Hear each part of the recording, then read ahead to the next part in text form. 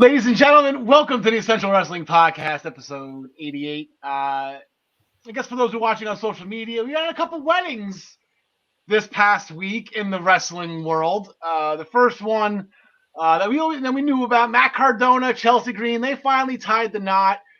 New Year's Eve, actually, so that sounded like a good idea, a lot of fun. Here's actually a picture of Cardona's groomsmen, kind of a who's who here. You got Brian Myers, you got John Morrison, Cody Rhodes. I didn't really know that they were that good of friends. You got Dolph Ziggler, The Miz, a couple other guys. You got every brand represented there.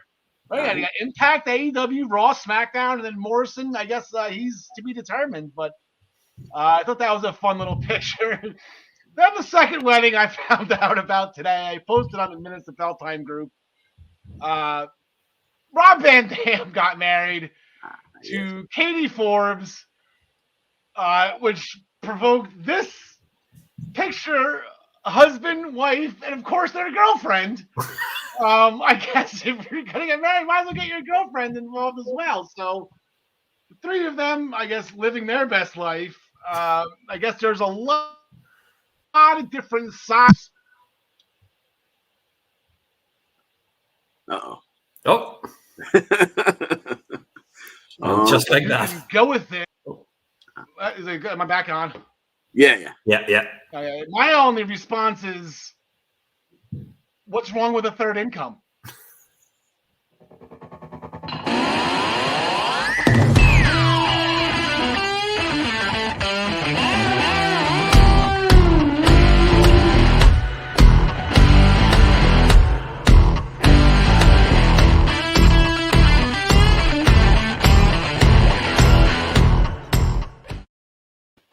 All right, ladies and gentlemen, welcome officially to the Essential Wrestling Podcast, episode 88. Our WrestleMania 3 episode, 3 or 4? That's actually episode 4, right? 4. No, on episode 7, I apologize. Episode WrestleMania 3, as Hulk Hogan would call it, the Silver Dome, even though, it's 30 and whatever. Powered by the server, you can taste the power. I'm already starting over my words, not making any sense whatsoever. I had a whirlwind of a day. But I finally, the favorite part of every Tuesday, I get to talk some wrestling with my friends. Thank you so much for joining us. Please feel free to like, comment, subscribe, do all the things, get yourself involved. James Wheeler will hopefully be chiming in soon. Joining us on the bottom part of our screen, the living legend, John DeConnie, first ever PWP champion. John, how are things with you going on this fine day? All right. It's a chilly day in Jersey, but we're here to talk some wrestling, have some laughs. That makes it a good day. And then filling in for John Smith for a little bit of part of the show. John Smith, this is actually going to be fun. We're calling it right here now on the Essential Wrestling Podcast. John Smith, the reason why he's not with us today, his son Johnny, he has a wrestling match. He's doing wrestling. He had a home game, got bounced to an away game, so John had to go to that. But he's got Johnny doing amateur wrestling. He's got Johnny playing football. Say 8 years before Johnny debuts on NXT, because it sounds like he's going the right route to get to NXT 2.0. So we're going to be following closely on little Johnny Smith. But filling in for John today, Gary Mehaffy, top of the evening, Melody, and of course, happy birthday! Thank you very much. 21 again, right? Yes. Although the kids in school find it funny because I told the kids in my class that I'm 19. But then they can't understand why I've been teaching in our school for 16 years. They can't quite. Well, I guess we got to have a talk with their math teacher then. Also want to throw out real quick, happy birthday to Maggie May Joy. Her and Ryan. Ryan will not be here today. I'll get to that in a second. He is on assignment making sure that Maggie May has a wonderful birthday. And then it'll be the reverse tomorrow because tomorrow is Ryan's birthday. It's a fun little thing that they have. And, of course, Ryan and Gary, the Wrestle Kingdom birthdays. Wrestle Kingdom was early this morning or late last night, however you want to call it. You don't have any updates with there. Other than actually, I heard Ryan text me, New Japan's actually going to be on Access after Impact's starting soon. 10 p.m. after Impact. From Impact right into New Japan.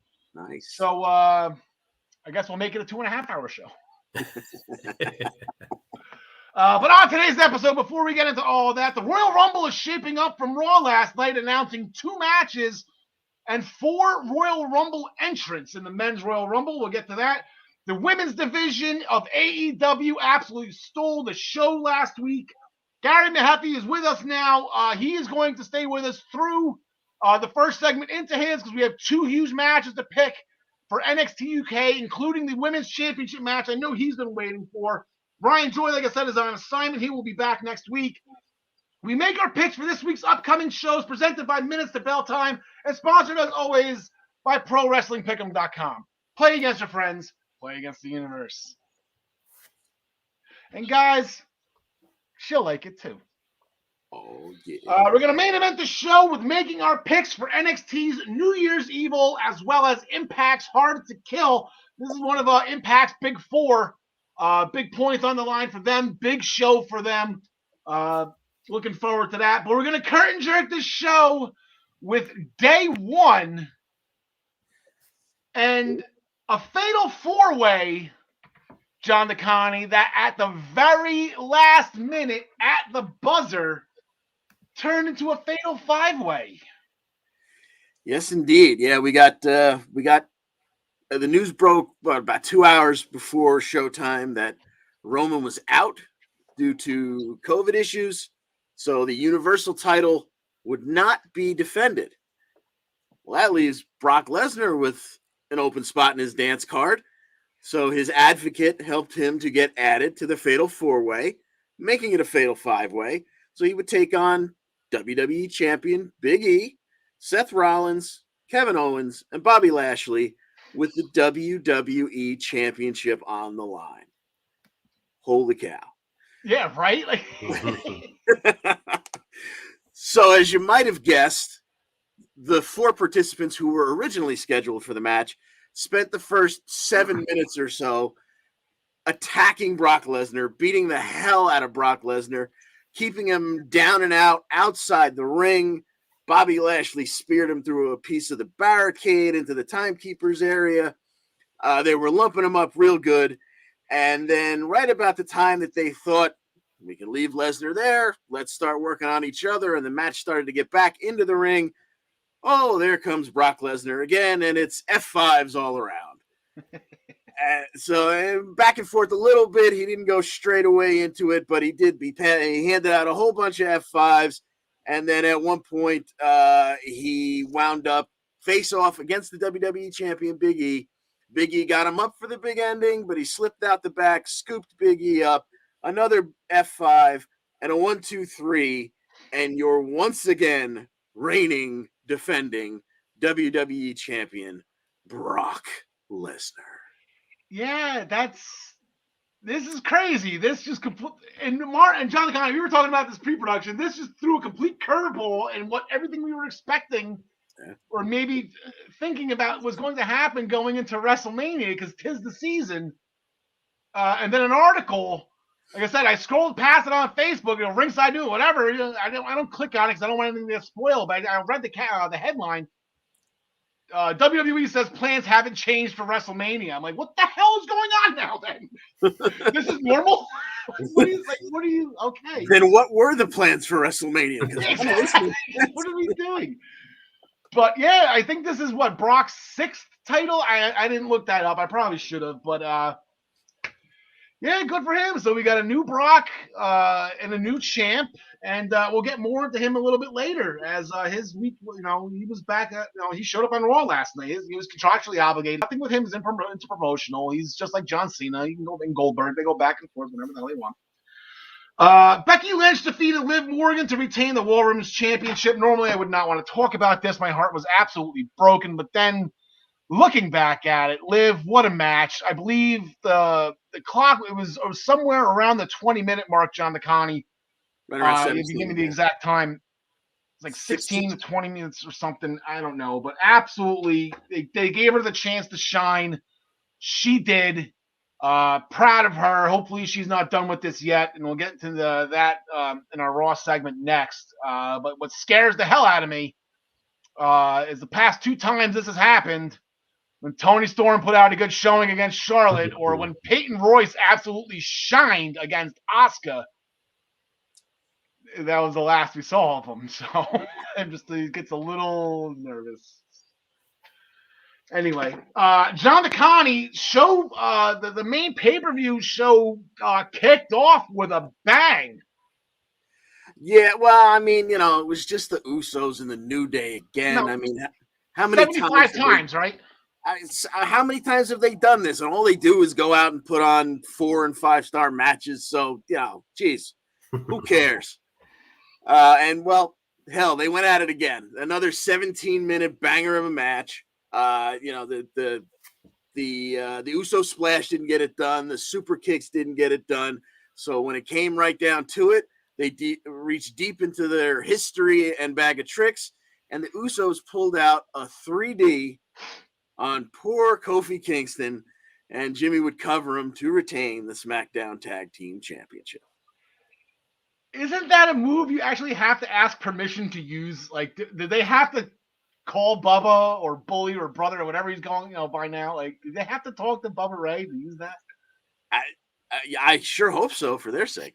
Yeah. But yeah, absolutely. Again, just an amazing show. It was just the false finishes, and the fun thing, like those two teams can just fight over and over and over again. And the fun thing is, they're just so level. You just never know who's gonna win with them, and it was absolutely. You thought the match was over 5 times before, and then all of a sudden the 3D out of nowhere, and it was just unbelievable. Edge defeated The Miz after blatant interference by Beth Phoenix. Effing cheaters. We'll get more into them. Gary, your guy, Drew McIntyre. Like I said, I guess 9-minute match. That was a lot more than I would have given Madcap Moss credit for, but he showed up. He put up. Moss is a bigger guy. It's not believable, Yeah, no, he did. He showed up, and I was like, it's funny. It was about 4 minutes longer than I thought it was going to be. To be fair, but I'd say when you had started off, obviously Drew was suplexing people left, right, and center, and doing his best Brock Lesnar impression. And eventually, after Corbin distracted him, Moss took over. And as you say, I mean, Madcap Moss is a great athlete, and he had taken over, and he showed some stuff, including obviously when he caught Drew in that crossbody and hit the fallaway slam. They held on to him, did it, and you went, okay, fair enough. I will say, as we pulled towards the end of the match, I mean, Drew had a few, like a pop-up powerbomb, the Future Shock DDT and stuff. A move that never gets old for me is that Trio Woe suplex spot that Drew's kind of made his own, which I do love in the corner when he did it. Yeah. But he hit that, and Drew had taken back over, and then eventually caught the Claymore for the win. So as you say, it was just shy of 10 minutes, which was a lot longer than people thought. But however, he got the job done. Now, obviously, backstage later on, they got their own back. And they put him in the chair and dropped, I'm not sure what that was, piece of backstage rigging on the chair to do the damage to his neck. But so they have got their own back. So they've left the story open there, obviously, for him to come back and take on the two of them. I was going to say, when he comes back, hopefully it is nothing major, because the word is he obviously has a neck injury of some description. But no, the match itself, though, was great. And as you say, I think it was good. While it was never in doubt that Drew was going to win, it was good for Moss to get that opportunity to fight somebody higher up the card. So. Yeah, 100%. And with the injury, they said you don't know the extent of it. He could be back as early as the Rumble, maybe. But would you be upset here? Like, all right. So the first instinct we all got when Drew McIntyre was drafted to SmackDown, like, okay, Drew and Roman at WrestleMania. If it's not going to be The Rock, then they have Drew McIntyre set up perfectly. And then that story continues because those two hate each other. It's been well known, this, that, and the other.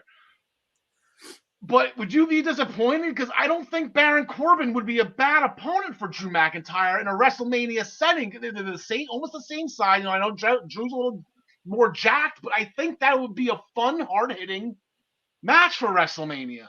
Yeah, and I think as much as I'm not necessarily Corbin's biggest fan, I think he is better though than a lot of people give him credit for as well. And so that whole story, and you can see it is building up to some sort of match between the two. So maybe the fact if Drew has to take a little bit of time out, the timing of it to then come back and have the blow off in inverted commas to it at WrestleMania would be a good timing for it. So I think it would work well.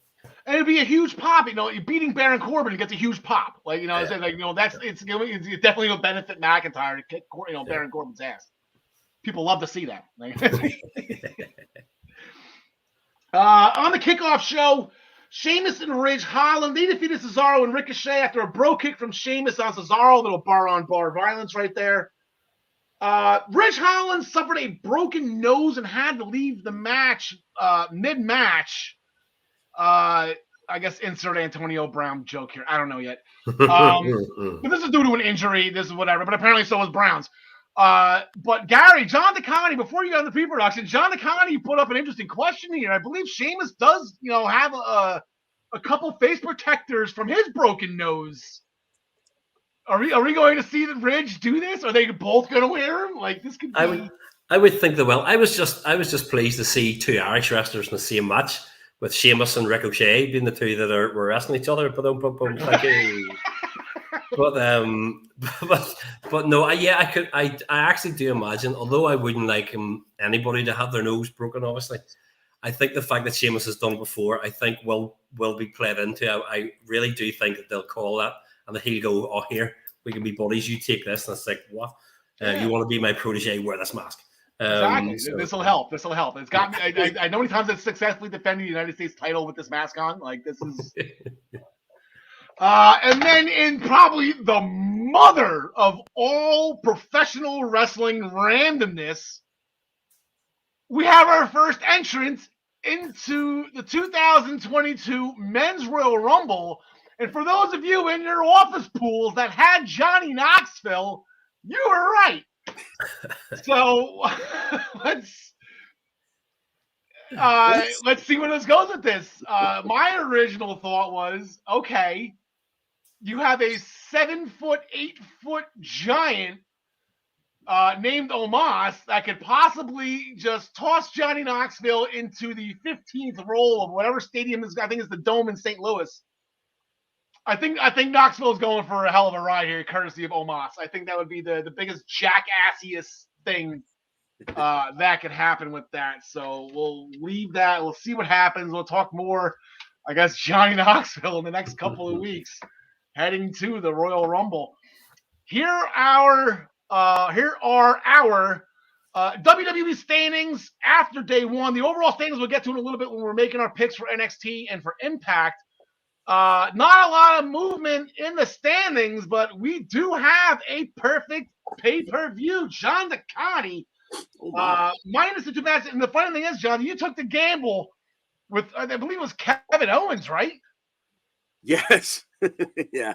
I had KO in the original Fatal 4-Way. So actually, you did move a point ahead of me. I forgot to switch that in the standings. So there was some movement. You see it right there. I screwed up on that. You are 1 point now.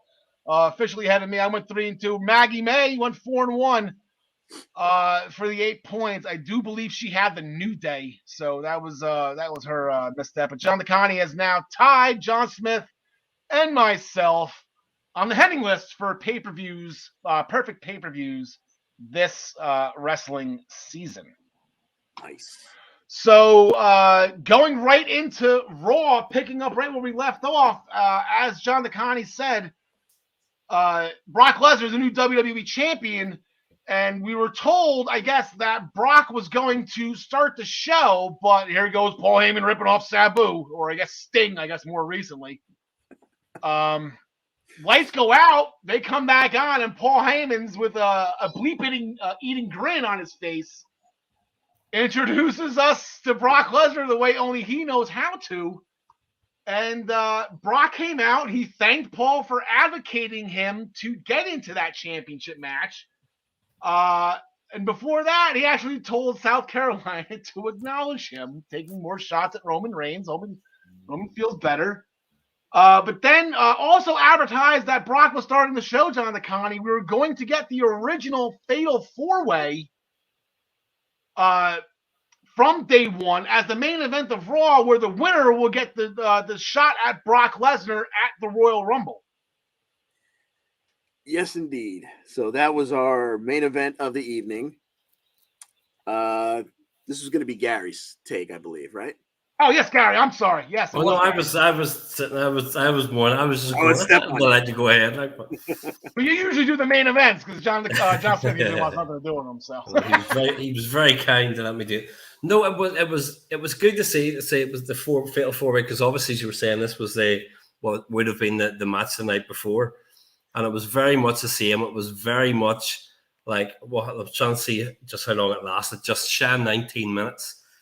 And it was lots of big moves all over the place. You had stuff happening. Kevin Owens, as I heard described earlier on, trying to kill himself. I mean, he is happily throwing himself about everywhere. And it is interesting. I will be interested to see that you did have Owens and Seth Rollins, who did stay pally during the match and did stay buddies during the match. How long for that will last, we'll see. But they were happy to see each other try for pinfall attempts and not break anything up. And they fought into the crowd. They fought backstage. They fought through the arena. You name it, they did it. And you had we had a game. We had the ringside area getting battered up and done. But as we had a little prelude maybe to the night before, when you had Brock and pardon me, I'm about to take dry throat. When you have Brock and Bobby Lashley sort of giving each other the evil eye on Saturday night, pardon me, not the night before. This then played out when Bobby Lashley obviously took the pin, took the win, and is going to be the number one contender for the Royal Rumble. It'll be Lashley obviously against Brock when we come to it. So say it was just a lot of, I know, almost like an old school Raw main event where it was going all over the building, all over through the crowd, and everybody really got their money's worth. But a lot of big moves and a lot of big hits. So yeah, and it was 3 spears by Lashley, one for everybody for the win. See, again, now that article that I passed over, the plans haven't changed. I don't think the plan was for Brock Lesnar to fight Bobby Lashley at the Royal Rumble. So we're finally, give me what I want. We're finally giving the fans what we want here, because I know the entire world has been clamoring for Brock Lesnar versus Bobby Lashley. I thought maybe it was going to be Mania. Maybe it's still going to be Brock and Roman at Mania. Maybe, now that McIntyre maybe find other things to do. I still saw that, I don't think it was a coincidence. They showed Gable Steveson that one time, right next to Bobby Lashley, the segment. But yeah, we're going to get it at the Royal Rumble, and yeah, I mean, Gary, I still think something else. It's like we've talked about before in some of the NXT UK matches where we'd said about like that we've had 2 big boys having a big boy fight, and that's what that's going to be come the Royal Rumble. I mean, you don't expect it to last very long. You just know they're both just going to go in and give each other a kicking. And it'll be a great few minutes when it lasts. Yeah, I think the build-up should be fun too, because Brock already called him out for Bobby attacking Brock from behind during that match, but the Hurt Lock was it. We got the taste of it. It was kind of like, I remember that there was that Money in the Bank match when Nakamura just came and him and Styles looked at each other through the ladder, and the place went nuts, and they just moved the ladder aside and started fighting. And that was started, the eventual feud at the end. That's what everyone was clamoring for. So it was a nice little hors d'oeuvre, I guess. But a wise man always said, life is full of entrees. Don't fill up on the bread. There's more to come with this.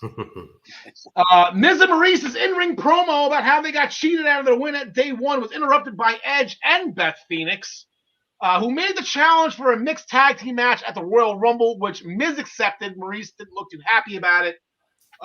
Don't read into that too much. I really want to, before the Royal Rumble, because I know Maurice and Beth Phoenix wrestled at the same point in time back in the day. I want to see if there was any altercations between the two, because I know Maurice had a hell of a Divas Championship run, and I know Beth was champion probably more often than not. So I want to see. There's 2 women's titles, but there was the women's title and the Divas title. So I don't know how often they would have crossed paths. So interesting to see about that. Mr. McMahon granted Austin Theory entry into the Royal Rumble due to his vicious attack on Finn Balor the week prior. Or a couple of weeks ago. We still haven't seen Finn back since. So Vince McMahon liked that. And where's my Vince McMahon doll? He's nowhere to be found. Stormy knocked him over. Never mind. So look for them. Look for Austin Theory in Royal Rumble. We're also going to see the Street Profits after their loss at day one. I guess they're just going to put the tag team championships aside for now. They're going to be into the Royal Rumble. And then right after they announced that, they defeated Apollo Crews and Commander Aziz after that spine buster splash combination that they do to win matches as their finishers. Down to Connie, we waited an extra week for AJ Styles and Omos. A lot of rumors and speculation as to why. We won't even bring them up. But they finally got it on. And not that the match was bad, but this is what happened. Yeah. Omos, I'm assuming we will see this more than once. I'm assuming that AJ is going to help Omos along here. But this was the kind of thing that if it was anyone other than AJ Styles, you say, put this to bed. This is if it was for a title, there's no need for a rematch because this one was never in doubt. Omos physically dominated him from start to finish. The match was sub 4 minutes, and he just ragdolled AJ all around the ring and mercifully put him down with a two-handed choke bomb for the 1, 2, 3. And that was a throw. he just kind of released them 8 feet in the air. So just I don't know what AJ does from there. Apparently he goes back to NXT, but that's a story for later in the show. Yeah. Now, John DeConnie, my first. I wasn't on the Raw discussion thread last night. Last night was the last night for Monday Night Football. So I had president, but because I can watch Raw Rewind in the morning. So I was not on the discussion thread on Minutes to Bell Time's group page, the feed, which I know you run. So I'm assuming, though, that everybody can claim now that AJ Styles is buried, correct? I think everyone was in shock from the fact that there was absolutely no back and forth in that match. I'm not sure that there was even a comment on that match. That was in that nice lull. When you get past about the midpoint of Raw, half of the conversation thread falls asleep. So I don't think there was even a mention.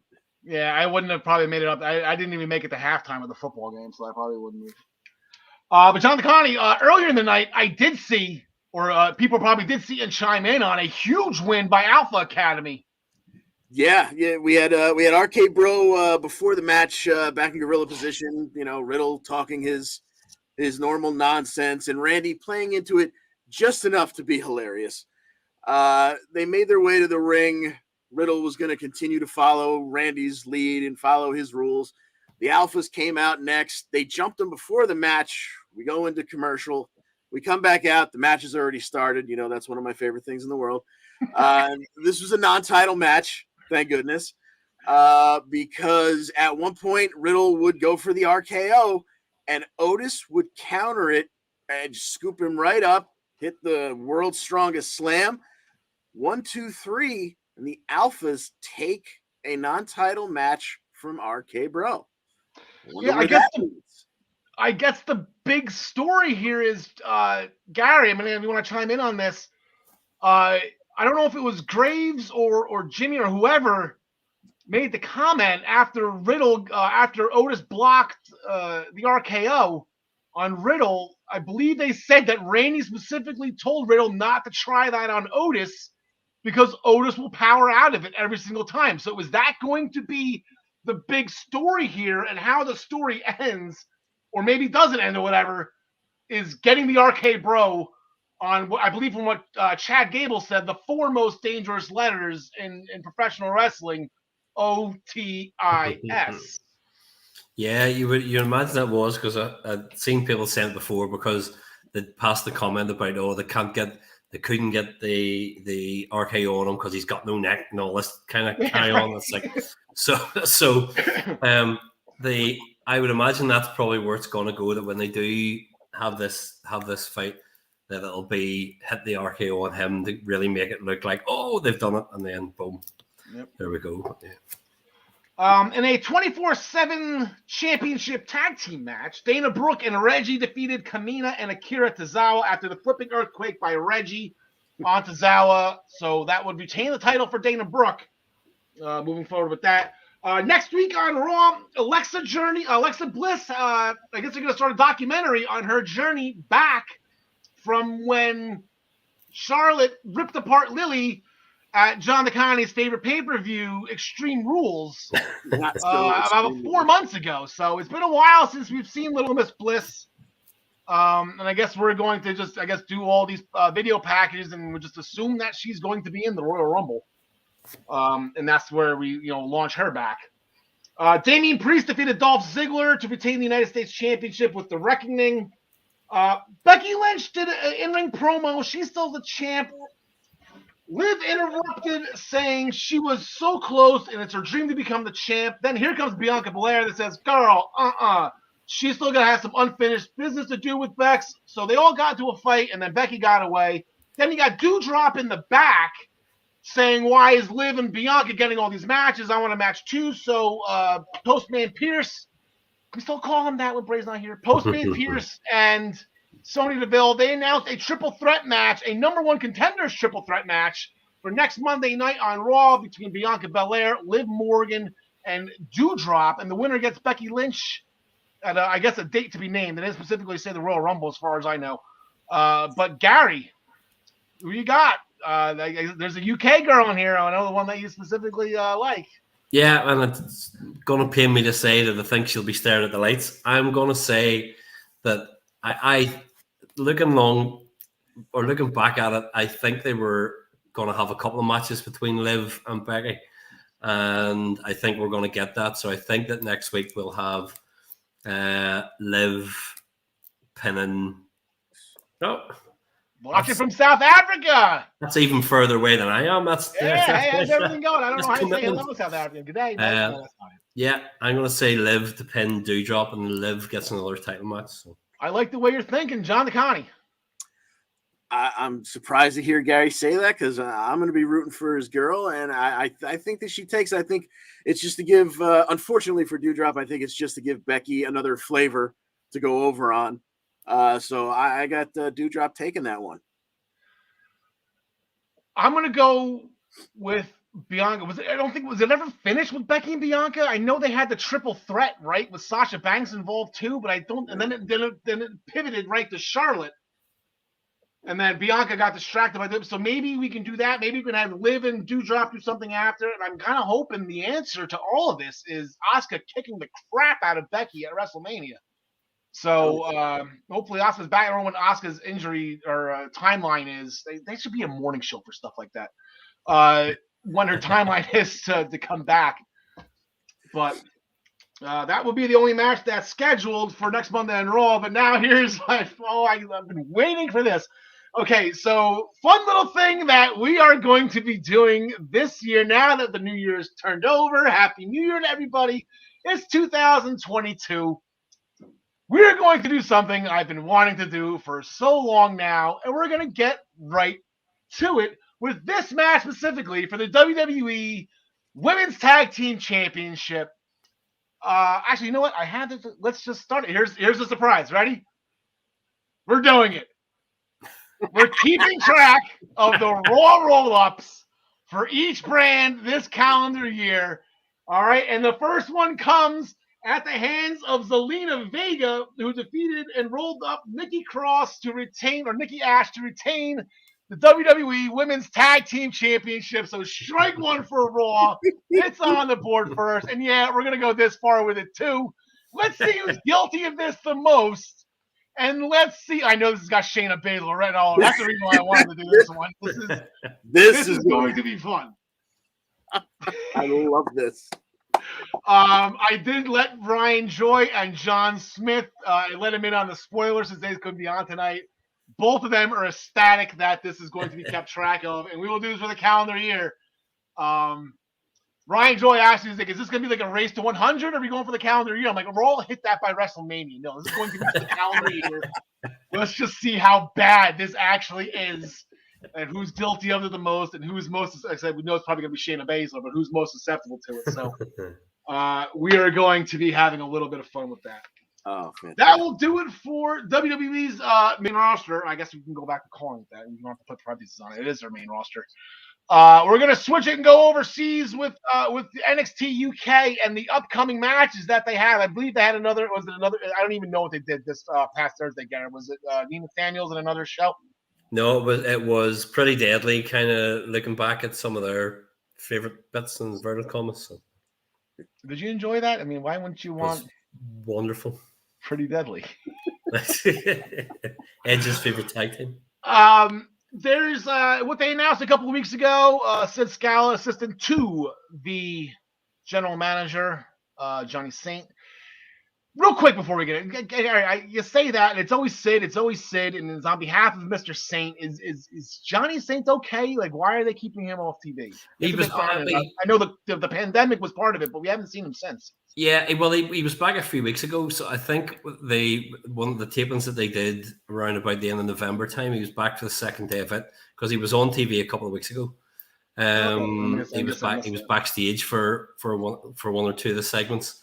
So he obviously was back. A lot of it was just, I think, the pandemic, and then not necessarily 100% trusting to remember lines in front of a live crowd. But because there wasn't any crowd, you could have brought him back whenever, But okay, so Sid Scala, he put down. They didn't really call it a tournament. He's like, we're gonna have this match, we're gonna have this match, and then the winners are gonna fight, and the winner of that gets the tag team championship match. So it's a small tournament.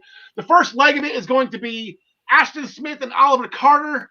They're going to be going up against Symbiosis. I think they were Carter and Smith did a promo, Gary, right before they cut to the break, and they were kind of like half on the same page. So it's going to be interesting to see what happens here.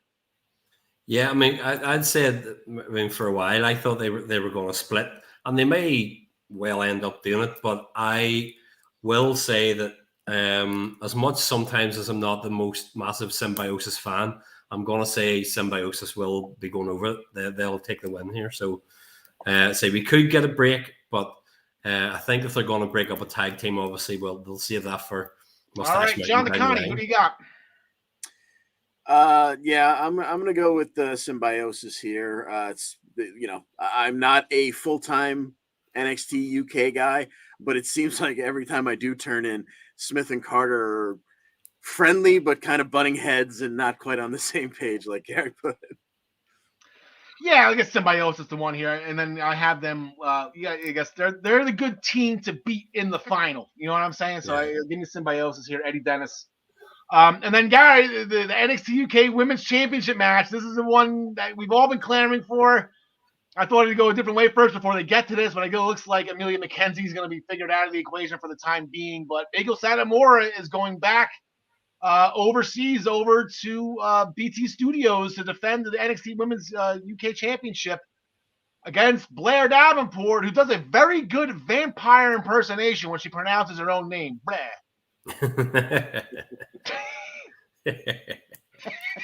Well, this is going to be our day one. Obviously, you're at the start. Every time I hear you're going to get your ass kicked by Blair Davenport. I'm sorry. Okay. No, John and I were talking before we started, and I went, I still can't not call her B. Priestley. We were talking, and John asked me who I thought, and I went, oh, yeah, B. Priestley. And it's like, oh, no, hang on, that's not it. But no, I think we're going to have a new year, new champion, and this is going to be Blair Davenport's time to step up and take over the division. So I'm going for a title change here. Seems like that's the hot thing to do, the trendy thing to do, because we have a lot of title matches coming up, and we got 3 world title matches coming up, and we've got possibly 3 new. Is it going to be the same thing with NXT UK in the women's division, John DeConnie? I think so. I think this is they've been building Blair. She's been doing some damage. I know Sid Scala won't be a fan of her holding the title because she hasn't been very kind to him. But I think she takes it off of the final boss here. Yeah, if it's not going to be Zaya Brookside, then might as well be Blair. I got to stop doing that. No, it's going to kill her character. I guess if it's going to be her, if Gary, we ask this question all the freaking time. If not her, who and when? So it seems like this is the obvious thing to do, is to give it to Blair Davenport. So. Yeah. Gary, one last thing before we go with you. Like I just mentioned, We have 3 World Championship matches coming up in the next 5 days, starting tonight with Ciampa defending against Breaker. We have Hangman Page and Bryan Danielson tomorrow night on Dynamite. And then Saturday at Hard to Kill, you got Moose in a triple threat against Matt Cardona and W. Morrissey. Some are for points. Like I said, the AEW show is not for points. The other 2 are. We'll get into those later. But I just want to get your thoughts and maybe a pick here if you want on what's going to happen in these 3 specific heavyweight championship matches. I think, we've just said about how things could change in the way WWE tend to do it with their with their titles. I think that this is Braun Breaker's time. I think that he's going to pin Ciampa and take the title in that one. So I'm going for Braun Breaker to take that one. I think that Bryan Danielson will come up short. Again, I don't think they'll go for a draw. I don't even think they'll use the judges or whatever, but I think that... That's probably the boldest prediction you've ever made, Gar. Well, Bryan Danielson will be short. No, they're not going to use all 60 minutes. No, Page is going to retain. It's going to be he's going to beat him and pin it. And I think I was trying to look back and I couldn't remember my picks. I think I've picked W. Morrissey to win. If I haven't, I'm going to make it that because I'm going out on a limb. Usually that means I'm wrong by a country mile, but I'm going to pick W. Morrissey to take the Impact one. So can't teach that. Exactly. All right, Gary, thank you so much for staying up late with us and going a little extra credit here today, talking some WWE. I wanted to give you a little more time. As I said, that was a 5-minute segment with the UK? That's not fair. Not on your birthday, right? You got everyone's got to get the treat of Gary for his own birthday. So, Gary, thank you so much for staying up late with us. We appreciate it. Enjoy the rest of your night. Talk to you soon. Have a good one. See you, buddy. All right, John the Connie, and then there were 2. Maybe next time we should throw Gary over the top rope because it's Rumble season. Every time we kick him off, we just throw him over the top rope. Let me see the 2-person with JD. Is this us? There's the correct. Now we got a happy Joe Jarzak and Joe McMahon. It's always funny. I've been noticing this recently with AEW. Dynamite's their big show. For whatever reason, the big moment of the week with AEW happens on Rampage, and a sneaky one this week, as it is in the street fight in the women's division, and that's all everyone's talking about. Yeah, usually they do something to, especially on these Rampages that are filmed after Dynamite, they usually do something big to kick it off to keep the people from leaving the building. Well, this was the second match of the night, and once again, we've had these 4 go at it in all different combinations, so I don't know that it was expected that it was going to be what it turned into, which was a street fight that Paul Heyman would have been proud of. You had TJ, Anna Jay, and Tay Conti taking on Penelope Ford and the Bunny. They went at it, and right off the bat, first thing Anna Jay does is take the Nux away from Bunny by getting her to punch a steel chair, and then she busts her wide open. So Bunny is bleeding like a stuck pig very early on. You had Penelope. There were just some great spots in this. You had Penelope hit a moonsault off the top buckle to what was planned to be the floor, but what got in the way was Tay Conti laying on a table, and the table didn't break. No, right on Ty's nose too, right? That was... Yeah. So now Tay Conti was leaking a little bit. Penelope would then bust her across the head with a wine bottle. That busted her open nicely. Anna would hit a superplex off the buckle onto just a river of thumbtacks that the Bunny had just introduced into the match. Then Tay Conti takes Penelope off the apron to the floor, through a table with a gotch pile driver. And then Anna lost her mind, got a piece of barbed wire, wrapped it around her right arm, and sunk in the Queen Slayer on the bunny, who had no choice but to submit.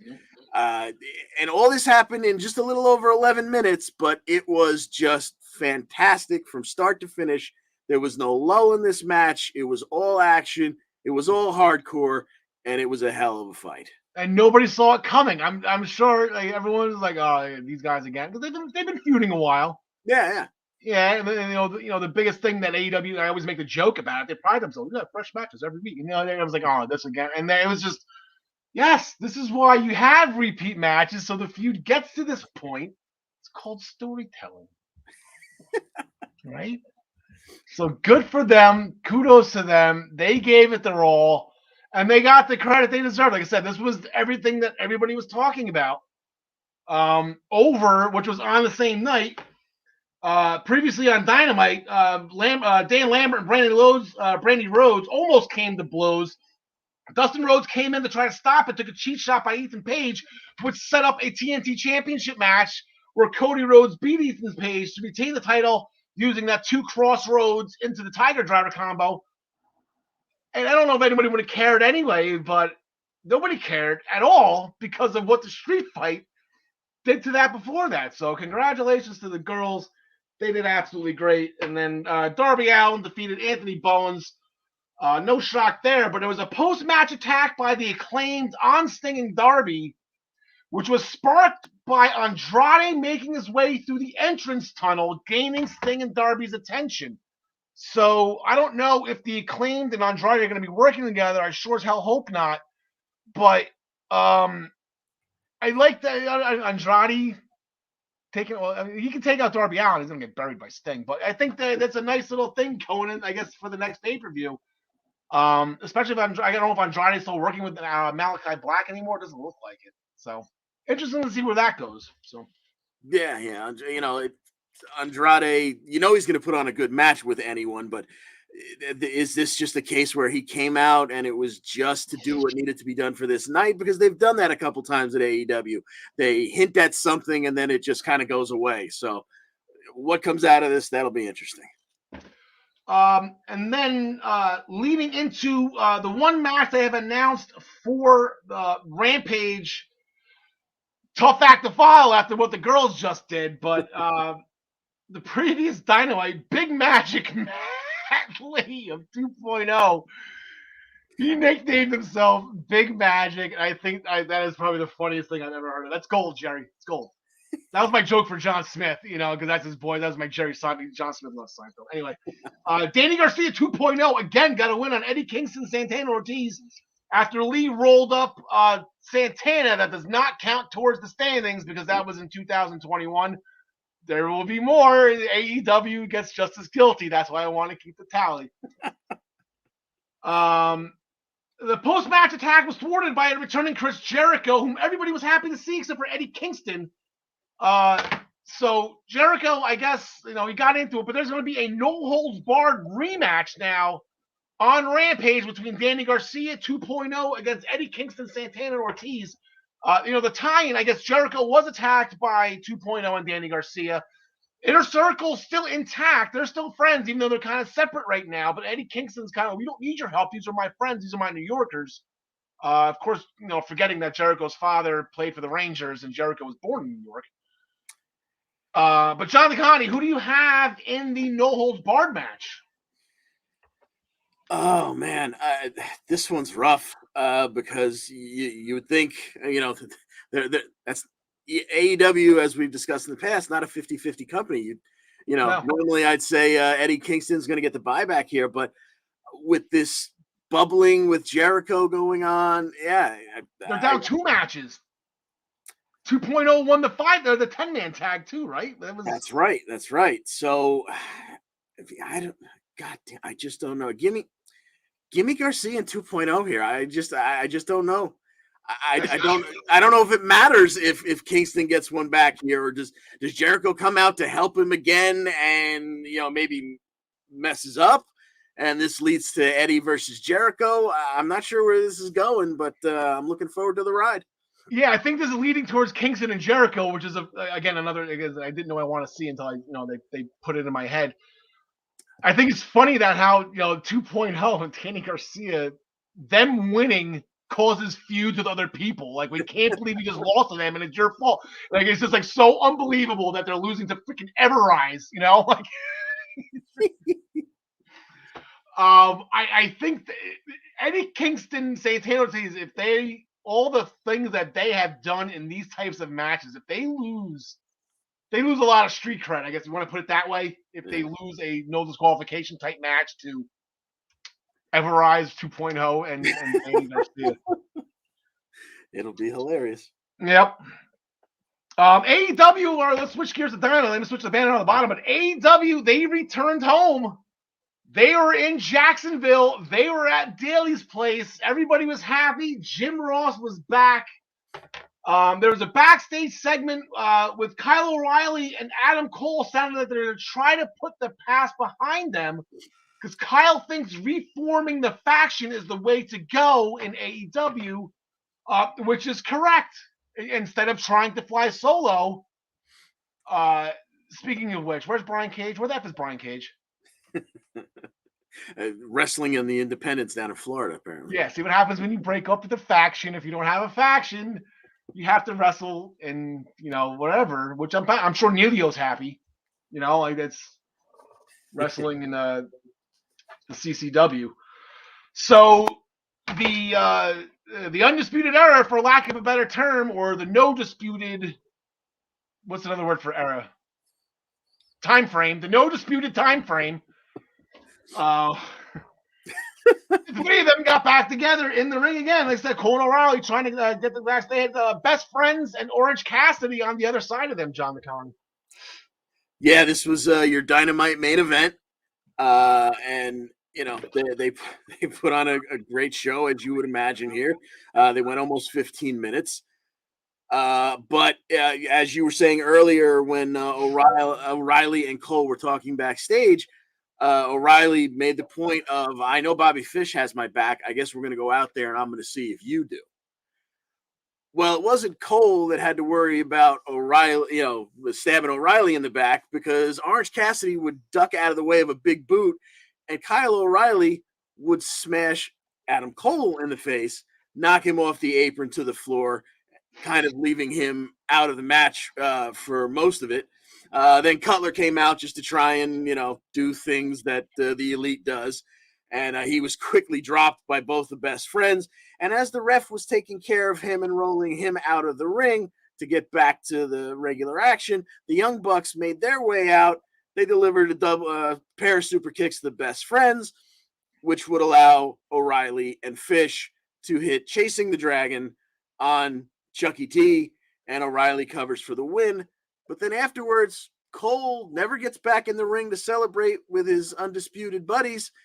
He left with kind of a sour puss on his face. He left with the Bucks, leaving Red Dragon, if you will, in the ring wondering what's going on. Yeah, I think it's official because they called it Chasing the Dragon. I believe Excalibur called them Red Dragon. Yeah, it's official. It's the Ring of Honor name. Ring of Honor doesn't exist anymore, right? But yeah, so I guess to be continued. I believe that was an accident. I don't think O'Reilly was aiming for him, but I think it's fun that they're continuing this. Why it just happened. Like, if it happened like 3 years ago, like whatever. But like this just happened in October, so like. We got a comment chiming in, and it's nobody. I don't know who that is. It's some type of advertisement from somebody else. I think we're getting, I think our site's getting hacked. Somebody's listening, like the robots. They're watching us.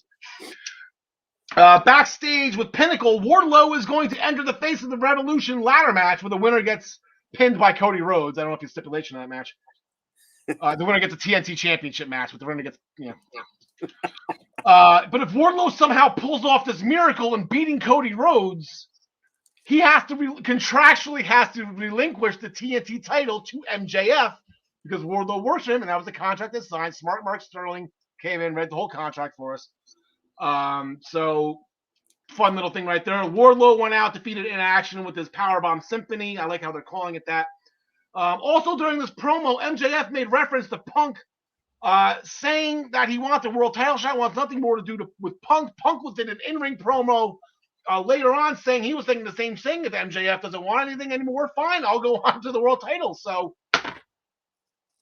done. No, they'll just circle back around to each other at the world title eventually. Okay. Punk wants to go on the So there was what was the payoff? They ran around an arena. Didn't get tripped. I couldn't believe you didn't have anything to say about WWE ripping off AEW with running up the stairs and disappearing into the arena. Oh yeah, well, it shows you I fast forwarded the match. I was babysitting this morning. I'm wearing my uncle's shirt from Bluey. Nice. Today was babysitting day. My buddy Micah.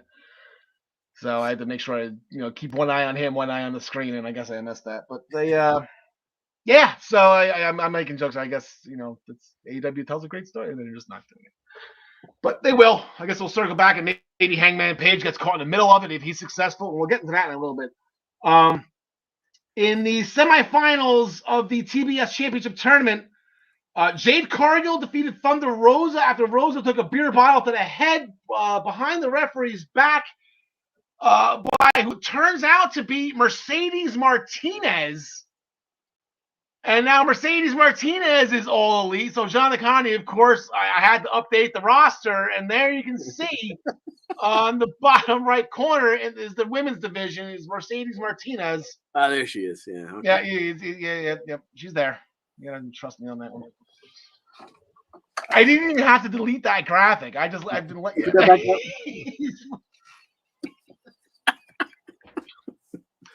But the attack, the beer bottle attack, was followed by Jaded, so that will put Jade Cargill in the finals against Ruby Soho tomorrow night on the first ever Dynamite on TBS. Very funny.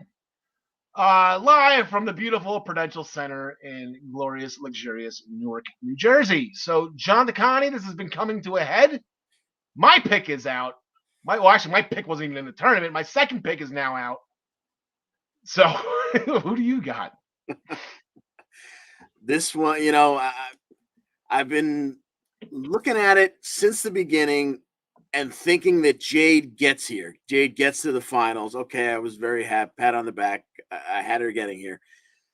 But God, I don't know if I see them putting a title on her at this point when, no offense, but we know she can't have a match that lasts more than 3 minutes, really. I'm going to go with Ruby here. I don't know how in God's name they're going to make it believable that she beats Jade Cargill, but I think Ruby is the right one to hold this belt going forward to have some good matches with it. So give me Ruby.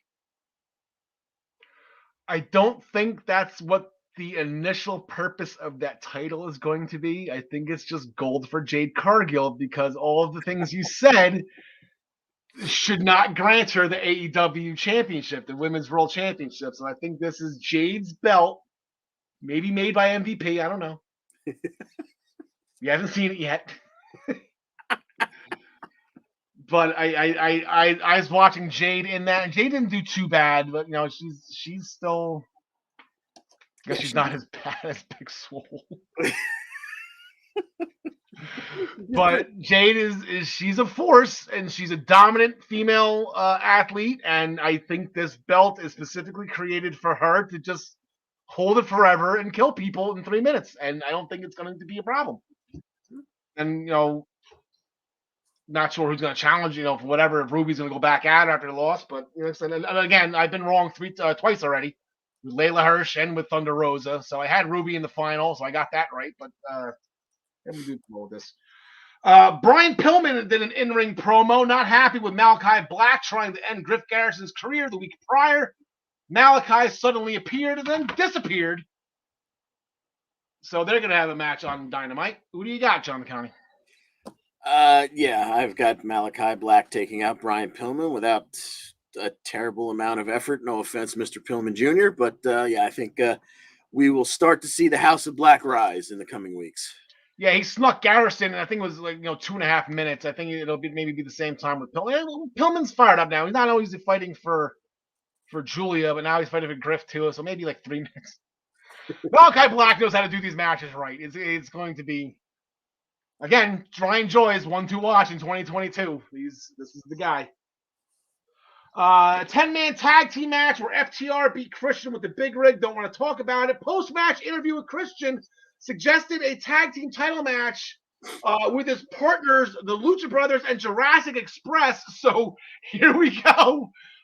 This card is turning out to be pretty awesome. We have 3 title matches. This is the second one that we're talking about. So we have the Luchas and Jurassic Express. Yes, please. Yes.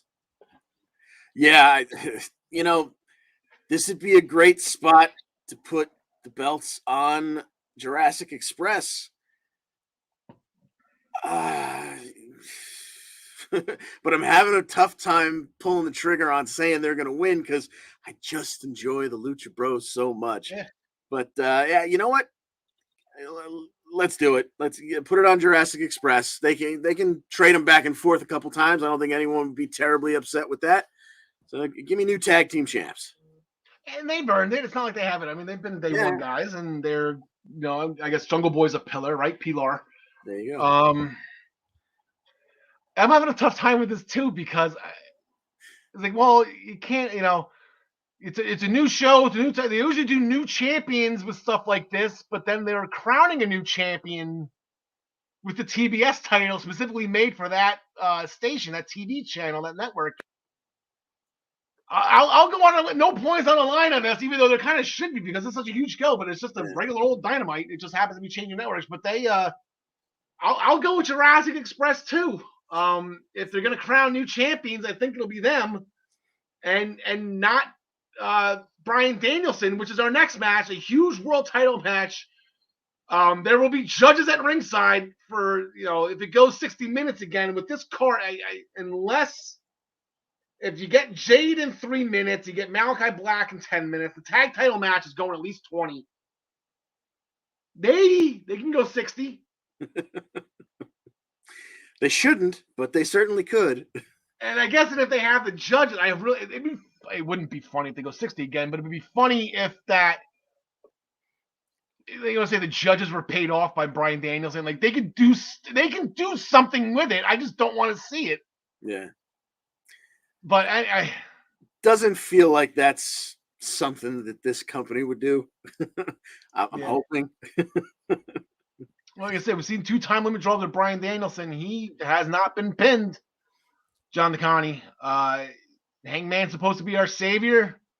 Got the buckshot in right as time expired, and that's he had him. But yeah, so I think this one goes, probably 40, but I don't think it goes 60. And give me Hangman retaining. Yeah, I'm gonna go Hangman retaining too, which is, I say, it'll justify my Jurassic Express pick, with new belts or whatever, and the crowd will go home happy with Paige anyway. But they said the crowd will, So, and then on Saturday night, and this is blowing my mind, John DeConnie, this whole battle of the belts thing. It's going to be Britt Baker defending the women's championship against Riho, and that's fine. But what is this? Is it on TNT? Is it on TBS? What time is it?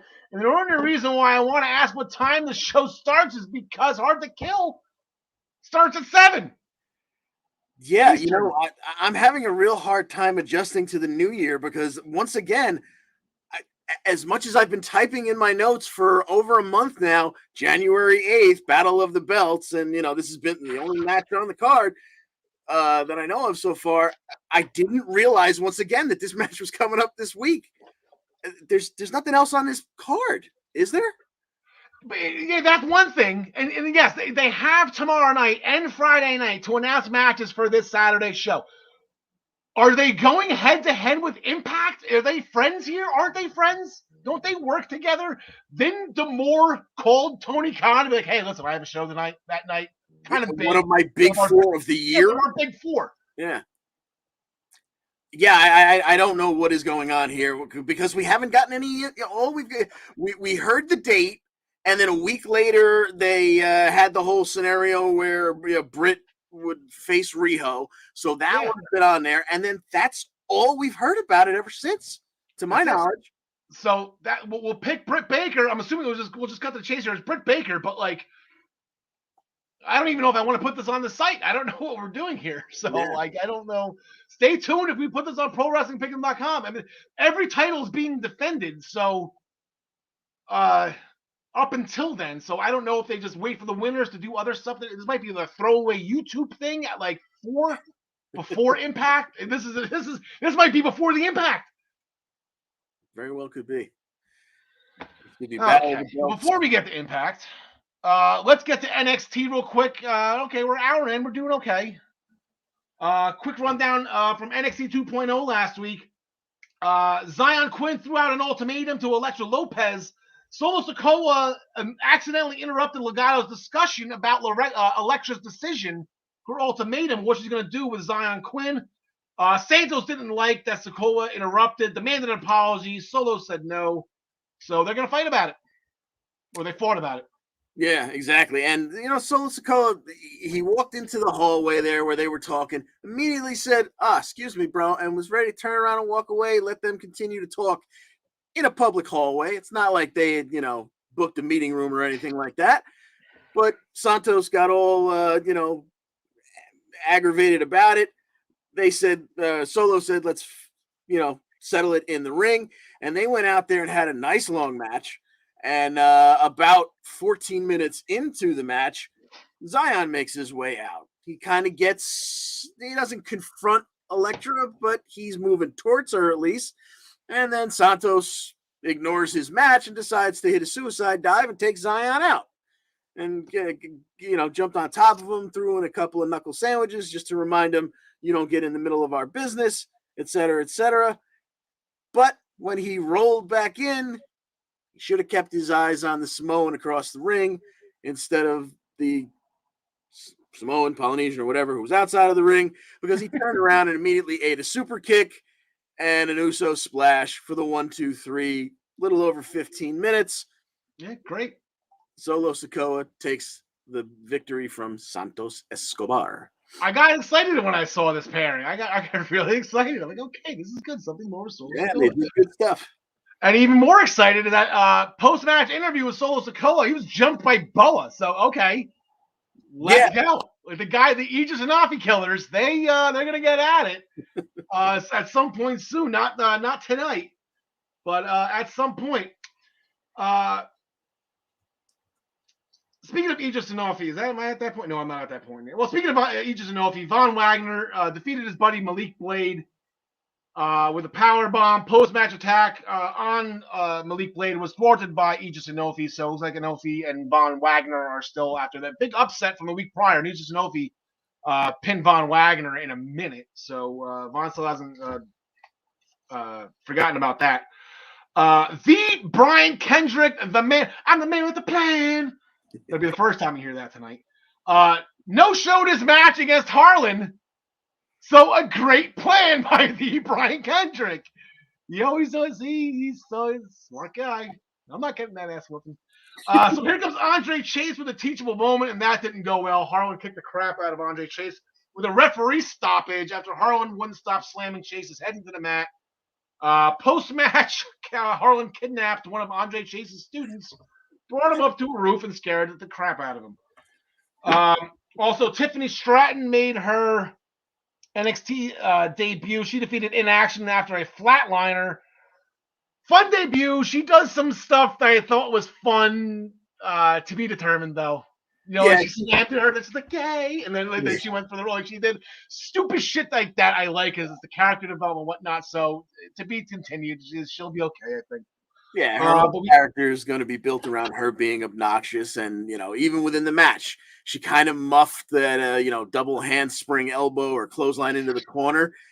But good on her for she was just starting to get like a little booze or just a little rumblings of negativity, and she just blew a kiss to the audience to kind of like get them back to saying F you, and then she hit her flatliner. So okay, so going into New Year's Evil, here are the overall standings going into updated from day one. As we said, John Nakani went perfect that day one, got the extra 5 bonus points with that. Ryan Joyce still has a 100-point lead over myself. John DeConnie right on my tail, and John Smith is right on his. Here are the NXT only standings. I went on a little bit of a tear here, took over first place from Gary with 118 points. So it's a couple over there. Everyone's probably going to hit triple digits maybe at this point. Except maybe you, John DeConnie. I'm on 71. 5 points for the NXT Championship match. 3 points for all their title matches. 1 point for the non-title matches. We actually have 2 interpromotional matches on this card, ladies and gentlemen, with Raw invading NXT 2.0. So we'll let you know about that one. The perfect pay-per-view, even though there's a 6-point match here with 2 titles on the line, we're going to keep it at 5 because it is a television special. And about that NXT, did I put the New Year's Eve? Now I'll put it up there. About the that 2 title match right now. John DeConnie, tonight we bid adieu to the Cruiserweight Championship for the 2nd time in its history. The first time, I don't know how it ended. I could only assume. I know Hornswoggle was the last ever champion, and I guess maybe he won the belt, and then we just didn't see him since. It was brought back by Triple H in 2016, where Hunter came up with the idea. Is like, hey, let's do a tournament. Oh, let me get that. Let's do a tournament with the greatest cruiserweights in the entire world and have a tournament. And it was called the Cruiserweight Classic. Tough to look at the screen right now. There are some guys still in professional wrestling in WWE, like Akira Tozawa. Drew Gulak is still around. And then there's just guys, and Mustafa Ali was in this, Lindsay Dorado recently, Rich Swann, TJ Perkins, Gargano and Ciampa fought in the first round. They had Zack Sabre Jr. and Kota Ibushi in this thing. Wow. It was a lot of fun. I watched this as it happened. It was absolutely great. And it was won by the first ever Cruiserweight champion on the second stint. Actually, Hornswoggle was the 40th, so TJP maybe technically 41, or if it started back at 1, either way you want to look at it. But he defeated Grand Metalik in the finals of the Cruiserweight Classic. We're going to go through champion by champion real quick, John. It's a fun little history. I'll make this short and sweet. TJP kept it till the man the man with the plan, Brian Kendrick. This is how he got the music. He developed the plan to beat TJP. Brian Kendrick also defeated SmackDown's Kalisto, representing Raw. Defeated SmackDown's Kalisto to retain the title at the 2016 Survivor Series, where the entire Cruiserweight division was on the line, as well as the Cruiserweight title. So Brian Kendrick with some Survivor Series history in this title reign.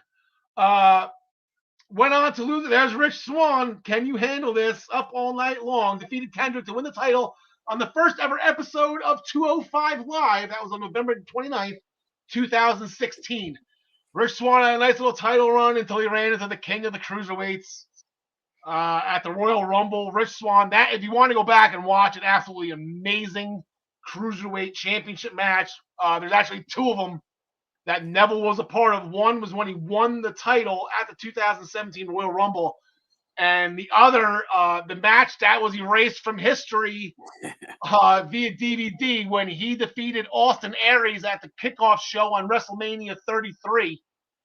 That was the reason why Austin Aries left, if I remember correctly, because they pulled that match from the DVD and cost Austin Aries a bunch of money in royalties.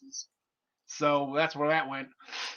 The next champ up, we have Akira Tozawa, who shocked the world on the Raw before the SummerSlam in 2017, beating the unbeatable Neville, only to lose it back to Neville on the SummerSlam kickoff show 6 days later. Then there's this guy, Enzo Amore. I got the sauce. How you doing? Probably the most hated cruiserweight champion because he wasn't a typical cruiserweight, quote unquote, but it worked so well. There was numerous main events on Raw involving him and the Cruiserweight Championship during this title reign. Yep. he had 2 reigns with it. The first one I'll bring in real quick. Then I'll go back to Enzo. There was some type of stipulation where if Neville touched Enzo, there was nobody actively on the roster that was allowed to wrestle him. But they forgot about Kalisto in this. Kalisto returned, defeated Enzo Amore because of the stipulation. And then he won it right back to Enzo. Enzo's a 2-time champion, but then Enzo had to vacate the championship because he was released for some type of sexual assault. I don't know. I can SpongeBob that one. But now the title's vacant, and here comes the next generation. We'll say the next generation because these were all Cruiserweight Classic guys, or some of them were. Cedric Alexander won the vacated title tournament. It was a 16-man tournament, culminating on the kickoff show of WrestleMania 34, where he defeated Mustafa Ali in the finals. Another absolutely great match. Then next up, we got Buddy Murphy, who's actually also an entrant in that tournament that Cedric won, and he shined in it. This was Buddy Murphy's call-up after an extended absence after him and Wesley Blake broke up in NXT. He defeated Cedric Alexander at the Super Showdown in Australia in front of his home country, so that was a fun little moment. Murphy, nice little title reign. He went on to defend it at WrestleMania, losing to Tony Nese at the WrestleMania 35 kickoff show in New Jersey, which is close enough to Long Island. I know because I traveled back and forth between the two. So close enough to him have home field advantage there. So he got the win in front of his home crowd as well. Then Drew Gulak finally got serious, stopped screwing around with the PowerPoint presentations and whatnot. This was a long time coming. He did great work in that tournament. He great in the Cruiserweight Classic. He did great work on 205 Live.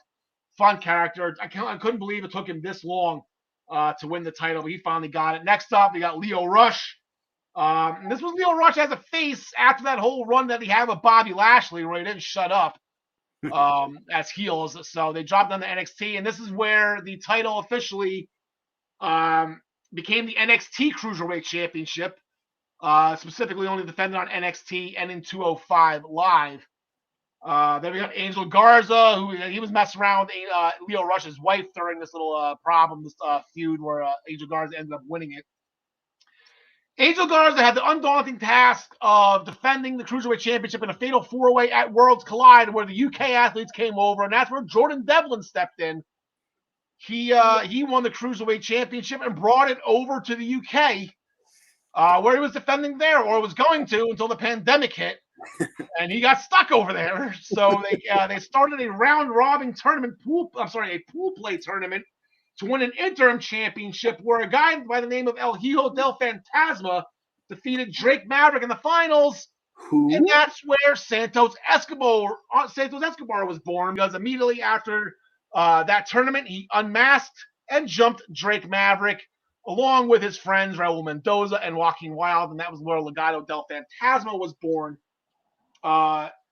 His first Santos historic run, he was the defending champion in the first ever Cruiserweight Championship match in TakeOver history, where he defeated Isaiah Swerve Scott at TakeOver 31. And then you can see in the picture right here, he's holding 2 belts because now finally the pandemic was over to the point where we can bring Jordan Devlin over. He defeated Jordan Devlin at TakeOver Stand and Deliver in a ladder match to become the undisputed champion. And big moment with him. His family was there. He celebrated with his son on the ramp, and then he lost it the next night to Kushida. Kushida went on, and this is where the Triple H reign ended, I think, and the Vince McMahon thing started. Kushida did not say an impressive title run, but he eventually ended up losing it to Roderick Strong while forming Diamond Mine, expanding the Cruiserweight division. Roderick expanded the Cruiserweight division to wrestlers over the 205 weight limit, so might as well just combine them with the North American title and just completely destroy yet another Triple H creative that he worked so hard to restart, and maintain through NXT. So here's a list of all the champions, and then there's the bottom right there, Carmelo Hayes. This is going to be title for title. This is going to be champion versus champion, very Hogan Warrior-ish. And there's been other title unifications in the past. But John DeConnie, it's going to be North American champion, Carmelo Hayes, defending against Cruiserweight champion, Roderick Strong, winner take all. And if I do believe, Barrett did sneak in there at the end. that the winner will be going forward as the North American champion. Yes, indeed. And this will be a fantastic match, but my points on the line. I got to go with Carmelo Hayes here to unify and unfortunately put to bed the Cruiserweight Championship. Yeah, if you look, I'm deleting them now just so I can get everything just nice and organized and whatnot. Like Rich Swann, Akira Tozawa, Kalisto, Cedric Alexander were all just so good. And like I said, Hunter worked so freaking hard with this. And that tournament, I mean, just look at the names in that tournament. Like at the time, you probably didn't know who half of them were if you're like me. But now you look back on it and, oh my God, the talent that was stacked in that tournament. They still and New Japan, because the reason why the finals came down to TJ Perkins or TJP and Grand Metalik was because they couldn't sign Kota Ibushi and Zack Sabre Jr. Those were the other two semifinalists. That was the final four.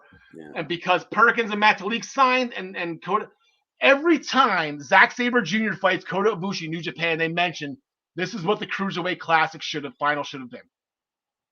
I'm not saying they're wrong, but I'm saying that this tournament was so historic to the point where it's still mentioned over there today when those two guys tear it down, by the way. Everybody, all those matches tore it down. Oh, yeah. If you're bored one day and you just want to sit down and watch hours of amazing wrestling, fire up the Cruiserweight Classic. Noam Dar was in that too. He shined. He was the youngest one in it. Shame he didn't. He had to settle for the Heritage Cup, I guess. I'm going Roddy. I'm going with the Cruiserweight champion in this one. I'll take the hit. I don't know what's going on here. I think this is a toss-up.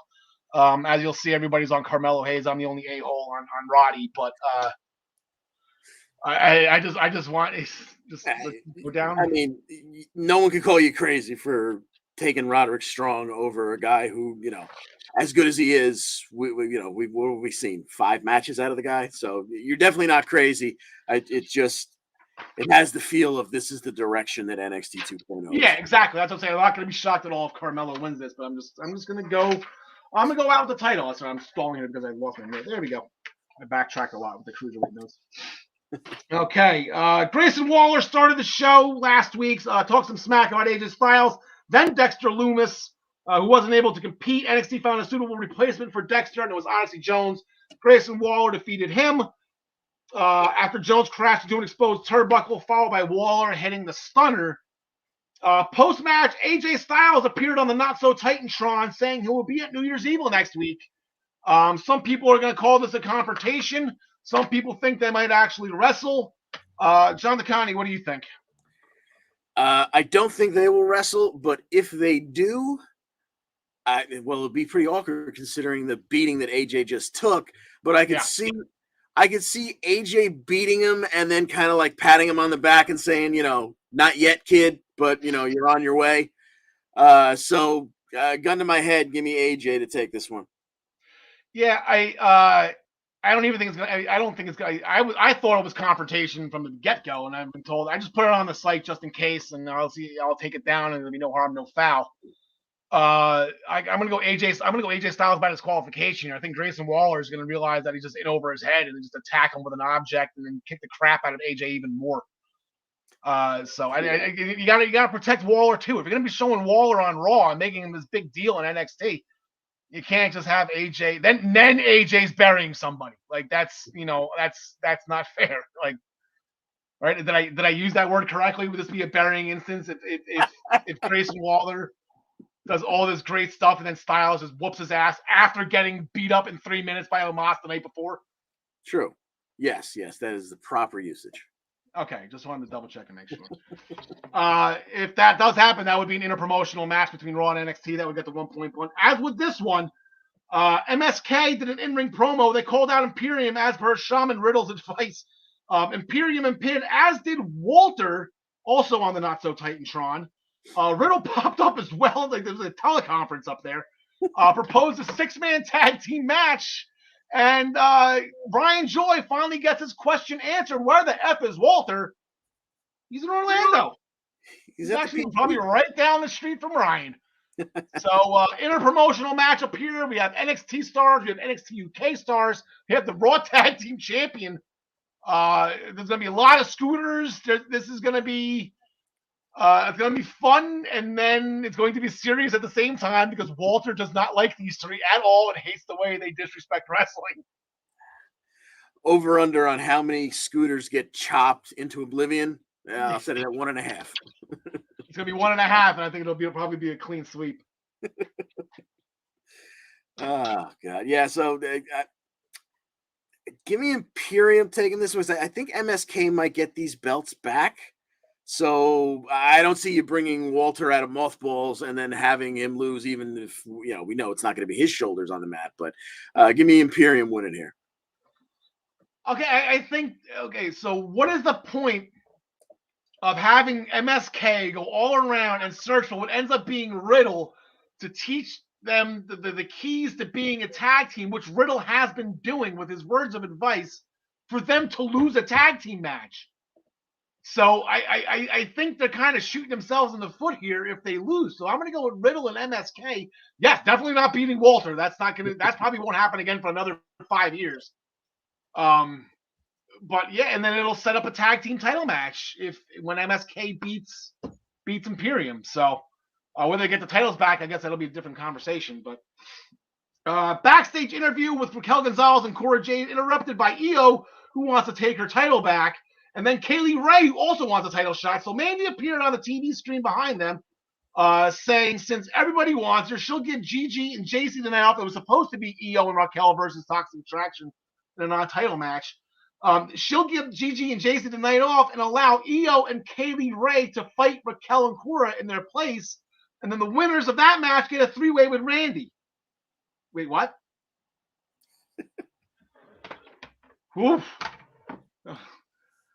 I like the way Mandy's thinking lately. But Raquel and Cora, they got the job done. They defeated Io Shirai and Kaylee Ray after Raquel pushed Cora Jade through Kaylee Ray's roll-up attempt into her own.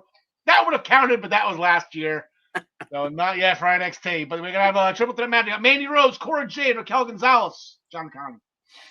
I think, unfortunately, Mandy Rose will be correct here, as she told them afterwards that their selfishness will cost them in this 3-way match. I think Mandy finds a way to come out of this with her title. Cora and Raquel already have this uneasiness between them. They'll wind up turning on each other and doing something stupid, and Mandy will find a way to sneak out with that title.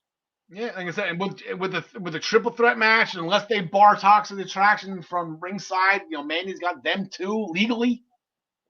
So yeah, I don't think there's any reason to bet against Mandy Rose on this one. Cora's an easy target to get pinned. You can save Raquel on this one. That's just.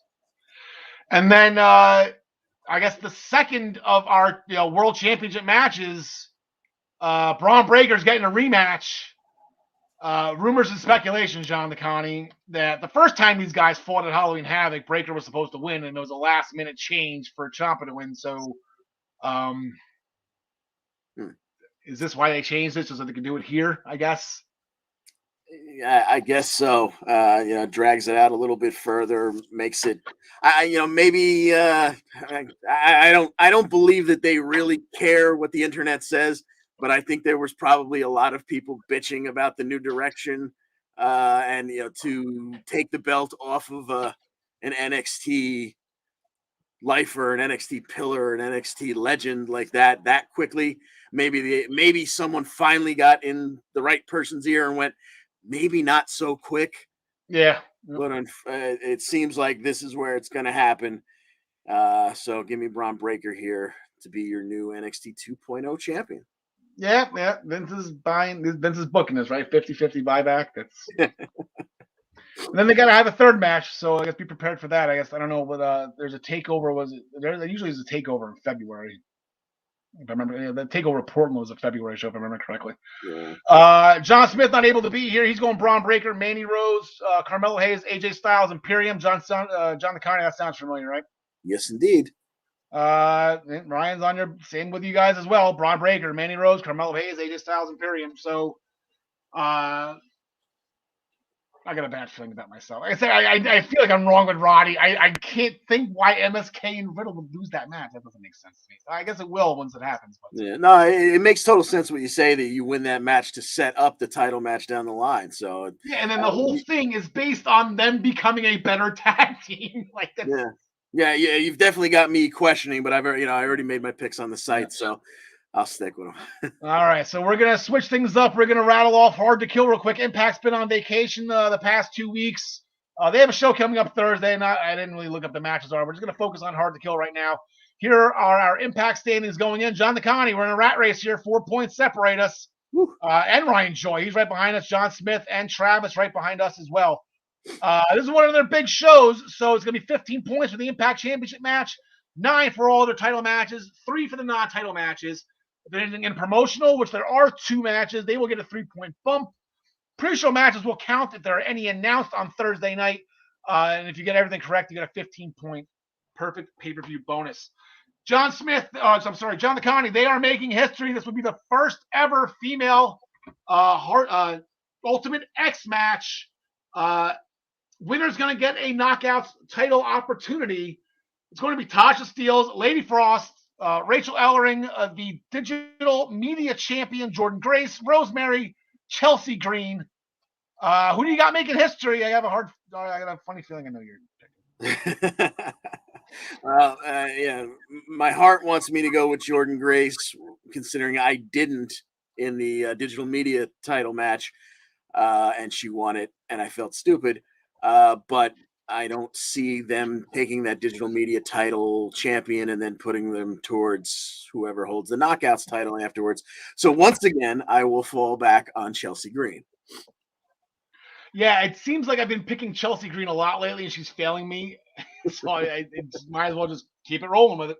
That's it. I'm going to go Chelsea Green again. I just think, I think it's been enough time. You could go back to Jordan and Deanna because it's been over a year now, right? Since Deanna came in and feuded. So that's not, she just feuded with Rosemary. Rachel, I guess it could be Rachel. We'll get to her in a second. I believe John Smith took Rachel out. And Tasha Steelz, that breaks my heart to bet against Jersey. Lady Frost, no. So, I mean, it just seems like Chelsea Green is she's the logical one here, but I've been saying that for how many times now? Exactly. The Impact X Division Championship will be on the line. Macklin getting another opportunity, but it's finally going to be a one-on-one match. He's failed every match before this, but he was never the one pinned. John DeConnie, is this his time to shine? It kind of has to be, right? I mean, I've picked him 6 times already, and yeah, keep losing. So, like you said with Chelsea Green, let's go down with the ship and give me Macklin as your new X Division champion. Yeah, I'm gonna go with that one as well. No, it's not my only title change, but I spy a Jersey guy. It's gonna be a Jersey night with him and his girlfriend. We'll get to that one in a little bit. Yes, indeed. Jonah and Josh Alexander, they've been going back war of words. I believe Alexander, he squashed somebody in preparation of his match for Jonah. This is interesting, and I am torn. I did not have a winner on this one yet. I have to make the decision now, John DeConnie, because what do you do? Do you push the guy that you just signed, or do you he still has a world title feud with Moose right there? What are you doing here? I don't know what they're doing. You have your wrestler of the past year, your male wrestler of the past year, versus this beast that you just brought in. I'm gonna say that Josh takes it because it makes sense for him to go back. He hasn't had his shot back at Moose yet. Yeah, so give me Josh to take it here. When you're a big monster like Jonah, he can go and squash people for another month straight and bump himself right back up the non-existent rankings there. So I don't think the loss hurts him too bad. It looks a little awkward that he just came in the company and he's only got one victory over Jay Vidal, but I think he can take the hit here. Give me Josh Alexander. Well, considering Impact signs people and gives them championships the day after the fact, it's not going to shock me if Jonah wins this. Yeah, if Jonah had come in directly from NXT, and had just been the North American champion, then yeah, he's walking in the door and they're putting a belt on him somewhere because they love that. Speaking of which, the Knockouts Tag Team Championships are on the line. Perfect segue to the Inspiration, walking right in the door at Bound for Glory and winning the Knockouts Tag Team Championships. Jonathan Conti, match of the year candidate for me. They're going to be challenged by the Influence. I love this. I'm going Inspiration, but God, like Tennille is going to shine. Madison's going to shine. I love this. Yes, absolutely. I'll be interested to see whether or not, I don't know if you caught it last week because it was in the middle of all this, replays and giving away awards. They did a little segment backstage where the Influence was doing a photo shoot up against one of those rollaway doors because, that's a perfect backdrop. Yeah. It's very, very fashionable. And the Inspiration came through. It was their turn. They wanted the space, and their photographer was Jay Vidal, and Caleb and Jay almost kind of got into it. So it'd be interesting to see if Jay comes to ringside with them, or if that was just a one-off just for giggles. And because Caleb's going to get involved to some extent. It'd be interesting to see if Jay is involved as well. Be that as it may, either way, I've got the Inspiration retaining here. Do you think Caleb could turn on him? Because Caleb going to the Inspiration doesn't skip a beat with him or them. He seems so dedicated to Tennille, yeah, that I never would have thought of that if you didn't just bring it up. But I guess I could kind of see it, and that would be a lot of fun. Caleb on a pole. I can see it. The Impact Tag Team Championships will not be on the line. Instead, the Good Brothers will team with Violent by Design in a hardcore war match between Eddie Edwards, Rich Swann, Willie Mack, Heath, and Rhino. This has been boiling over for a long time now. Last time we saw the Good Brothers and Violent by Design, they have a business arrangement going forward to take out all of them. And the design that they came up with to take out all of them is violent. Hence the name. Well, there you go. Yeah. This might be the hardest one on the card to call because I don't know where it goes from here. Like I want to say the good guys win because then the Good Brothers and Violent by Design can turn on each other for losing the match or something like that. But then whoever gets the pin out of the face team, his team will then want a shot at the Good Brothers. So I really don't know where they're going here. Give me the faces. Give me Heath, Rhino, Swan, Mac, and the logo, Eddie Edwards. Yeah, well, that's what you have. Eddie Edwards and Rich Swann on one team. For me, that just cinches it. That just clinches the whole thing. Yeah. But this is going to be brutal. It's going to be a fun match. You have the right people for this in this match. Like I said, Rich Swann and Eddie Edwards. I just hope Willie Mack gets the pin. That'd be fun. I was just gonna say because it would be way too easy for Willie to be the one counting the lights here. Please don't let that be. No, let Willie pin Gallows and complete the circle from the Sex Ferguson and Downtown Daddy Brown match. That's it. Let 2022 be the resurgence of Willie Mack. And a bold move, actually, I kind of like this. I know Ring of Honor is out of business, but they're just letting their guys go anywhere for the time being just to get some TV time. So, Mr. Grace, if you want to call him that, the Ring of Honor World Heavyweight Champion, Jonathan Gresham, he's going to be going through the Forbidden Door. He's going to be challenged by one of Ring of Honor alumni, Chris Sabin. Now, I guess real quick history on Gresham. He actually just recently won the Ring of Honor Championship at the War of Worlds? What was it called? Final Battle, excuse me, where he defeated Jay Lethal for the vacated title. The title was held by Bandito. He got popped with COVID right before it, so Jay Lethal was a last-minute substitution. But we got Jonathan Gresham and the Ring of Honor championship here, John Connie. Fun. Yeah, and for the record, you can call him Mr. Grace. I'm sure as hell not going to, because I don't want to get stretched. Oh Uh, no. but yeah, let me say in advance, this is awesome Yeah. because that's what's going to be. I don't see any reason why Saban would take the title off of him because Gresham, I think he's opening his own little uh, indie promotion or something like that. So I'd imagine that keeping him with that title makes the most sense. So give me Jonathan Gresham to retain here in what will, in all likelihood, steal the show. Yeah, 100%. There's no reason to take it off Gresham if he's got to travel around with it and keep the Ring of Honor name going. Like, I don't think Impact is very lenient with guys traveling and doing other things, but Saban's been Impact and non-Ring of Honor for the past 3 years now. I think it's been, or 2 years, or whatever it's been.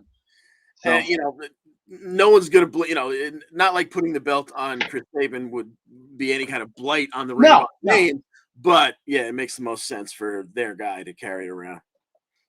How does a Texas death match float you, John DeConnie? These two have gotten to the point where the Texas death match is going to be the answer to their feud, as the Impact Knockouts champion and NWA promoter Mickie James will be challenged by the former two-time champion Deonna Purrazzo, I Spy a Jersey Girl.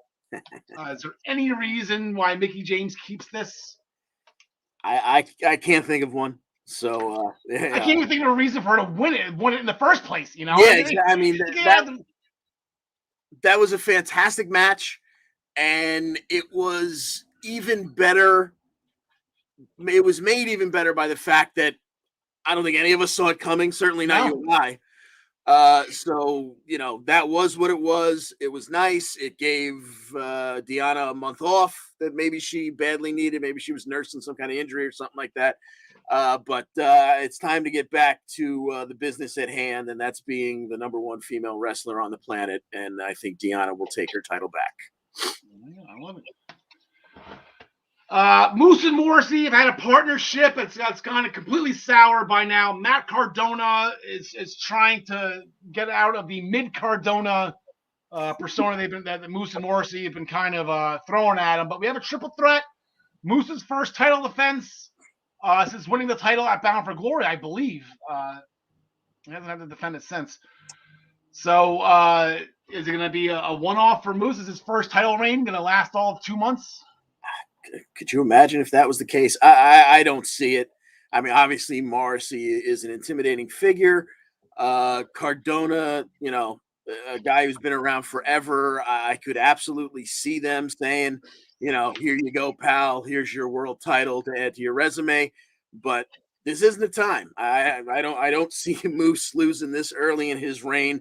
Not with all you did to build him up to get him here, and the way he cashed it in.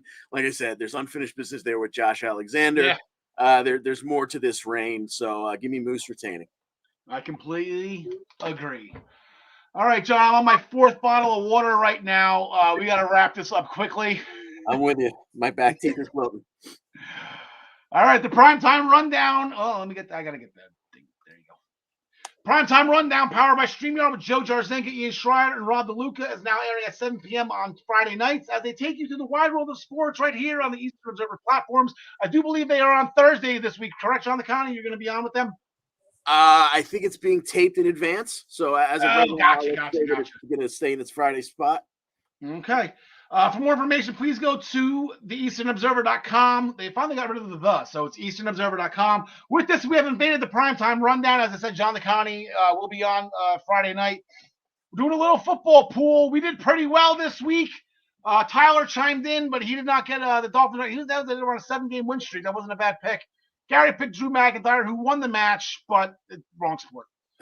And as good as we did, the primetime rundown did better. They swept it. They went 6-0, so we own a 4-game lead going into the final week of the NFL season. So make sure you stay tuned and go to and watch John DeConnie, possibly John Smith as well, on the primetime rundown this Friday at 7 p.m.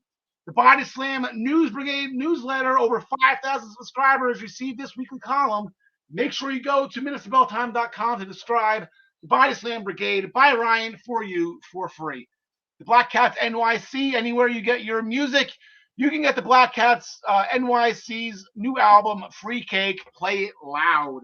As always, the Eastern Observer, the Essential Wrestling Podcast is sponsored by ProWrestlingPick'em.com, the internet leader in sports entertainment pick'em pools.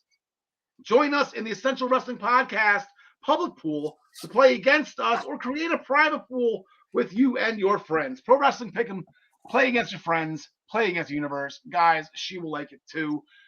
Join us back next week, same bat time, same bat channel, episode 88, as we celebrate WrestleMania 4. And you know what? As a hockey guy, throw Eric Lindros in there as well.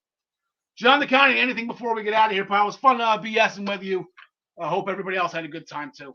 Yeah, I hope everyone enjoyed this as much as we did, but another fun week. All right. Thank you very much for your time. Alexa Bliss, we love you. I guess we have to see your journey starting next week. Yes. All right, John County, take it home. Thanks for joining us. And as always, we wish you the best in all your future endeavors. They endeavored a title. Unbelievable. No respect.